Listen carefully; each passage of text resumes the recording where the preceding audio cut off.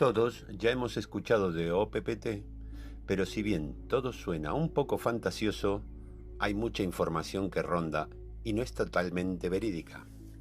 Es por este hecho que me vi en la obligación personal de investigar, y este es el resultado de esa investigación, la cual expresaré muy resumido, pero el objeto es que usted que está leyendo investigue más a fondo cada uno de los hechos mencionados a continuación.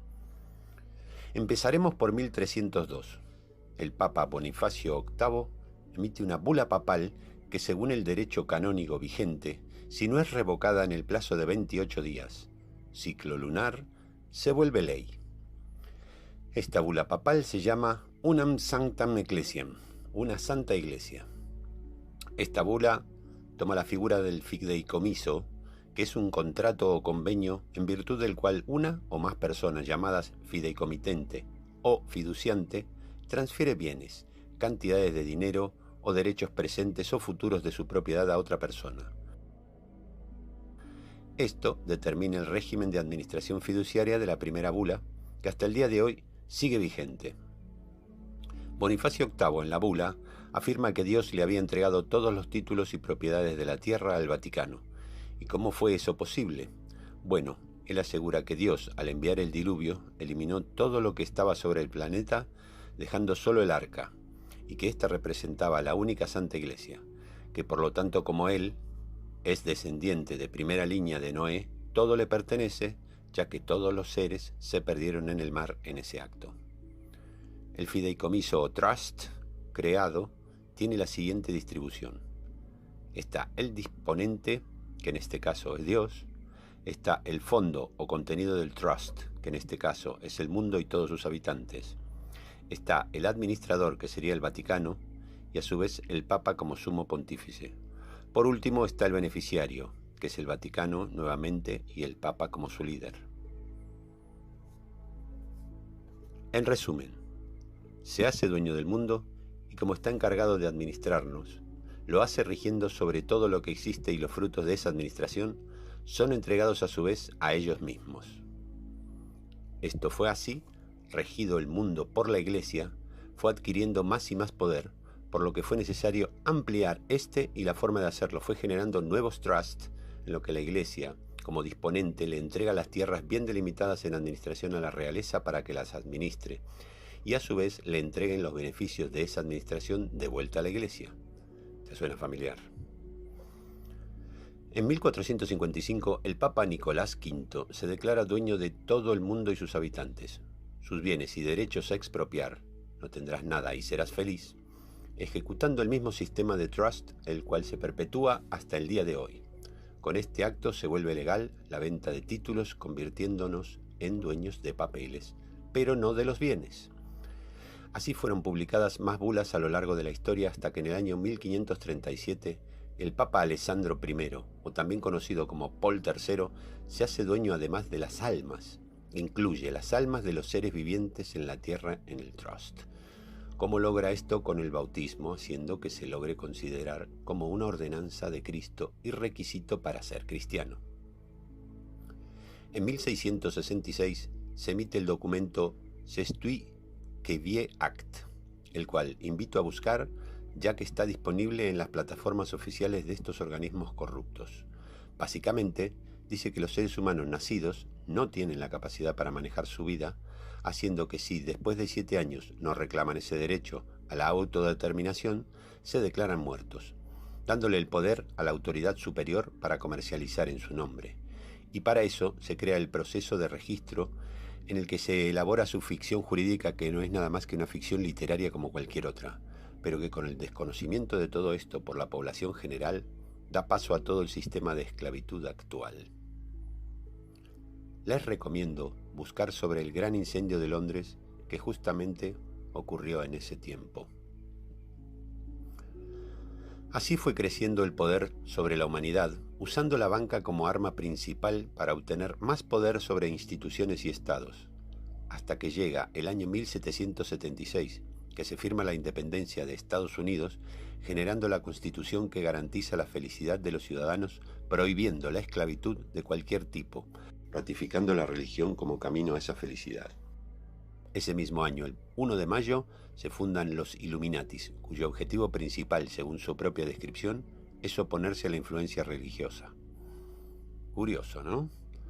Esta institución logra infiltrar poco a poco personal en la mayoría de las instituciones del país y, como está respaldada por el banco, puede presionar a tal punto que logra modificar la Constitución, y en 1781 comienza la vigencia de esta modificación y se crea un nuevo trust de forma descarada, ya que teniendo el control de las instituciones es más fácil ocultar la información.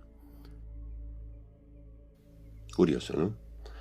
Esta institución logra infiltrar poco a poco personal en la mayoría de las instituciones del país y, como está respaldada por el banco, puede presionar a tal punto que logra modificar la Constitución, y en 1781 comienza la vigencia de esta modificación y se crea un nuevo trust de forma descarada, ya que teniendo el control de las instituciones es más fácil ocultar la información. Este trust sigue las mismas características de las anteriores, solo que los beneficiarios se retira al Vaticano y en su lugar se deja a la familia Rockefeller y sus herederos. Ya en 1783 entra en vigencia la nueva Constitución, eliminando la prohibición de aplicar sistema de esclavitud que estaba en la 13ª enmienda, dejando paso libre a su plan. En 1912 ya se decreta la obligación de registrar a los recién nacidos. Al año siguiente se crea la Reserva Federal. En 1929 se genera una crisis del mercado, con lo que se beneficia a la banca incrementando su poder. En 1930 se crea el BIS, Bank for International Settlements, quien es el regulador de la economía mundial. En 1934 se crea la SEC, Securities and Exchange Commission, en la que se registran todas las empresas que quieran comercializar a nivel internacional, volviéndose un requisito para el comercio. En ese mismo año se coacciona a todos los países, pero solo 194 aceptaron registrarse, pasando de ser estados a corporaciones. Es importante mencionar que 5 países no firmaron, y estos son Libia, Irán, Corea del Norte, Rusia y China. Es en este acto de confianza extrema que les funcionó por muchos años, pero fue la causa de su caída, ya que al inscribirse en la SEC, todas las corporaciones, incluyendo el Vaticano, la City de Londres y el Capitolio, quedan bajo la jurisdicción por el Código de Regulación de la SEC, y este código es el ya famoso UCC. Con este acto, el UCC se convierte en la ley superior sobre la ley común. Decretos de ley, constituciones, tratados internacionales y todas las leyes que usan las corporaciones. Es importante comprender la potencia que fue otorgada a un código, un simple código, extenso, engorroso claramente, pero un simple código como lo es un código laboral o el reglamento interno de una empresa.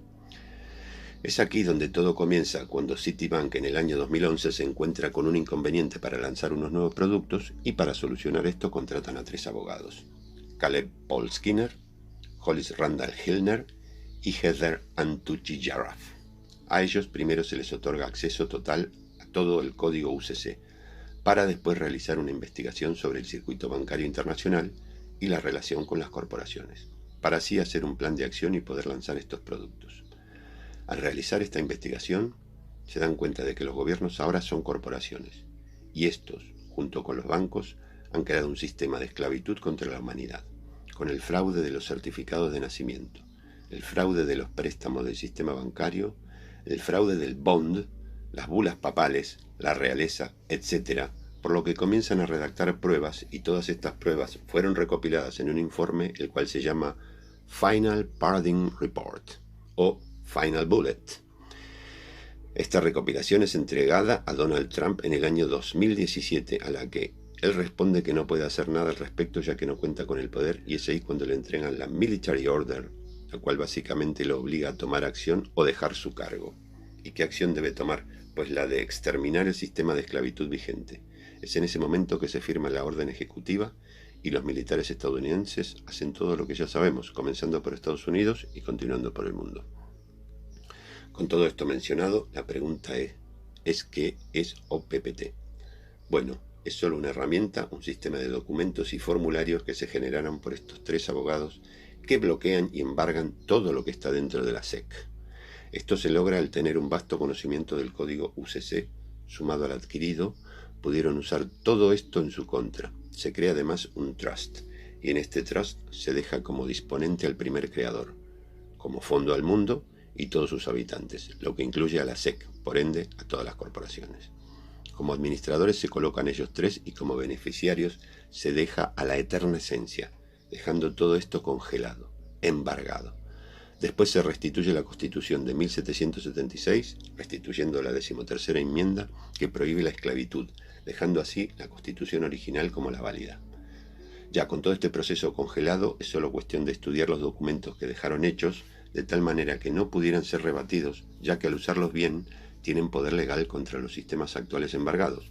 Lo mejor de todo esto es que cualquier ser vivo del mundo puede informar que es una eterna esencia y que está encarnada en este cuerpo, que no es la ficción legal creada. Con esta nueva eterna esencia tiene todos los derechos del beneficiario de ese trust, y en ese acto no reconoce todos los tratos, contratos, obligaciones o deberes que fueron impuestos a esa ficción jurídica de forma de fraude, ya que nunca fue informado en su totalidad de toda esa información. Es aquí donde radica la importancia de conocer toda la historia, interiorizar tanto en las jerarquías de las fuentes como la ley natural, el código UCC y los documentos de OPPT para poder aplicar claramente los documentos en las distintas situaciones que mientras el sistema actual sigue activo debemos aplicar en contra de sus abusos. Los documentos, después de entenderlos y comprender todo su efecto, se deben firmar con tinta violeta ya que eso obedece a la ley natural y la huella dactilar debe ser imprentada en color rojo.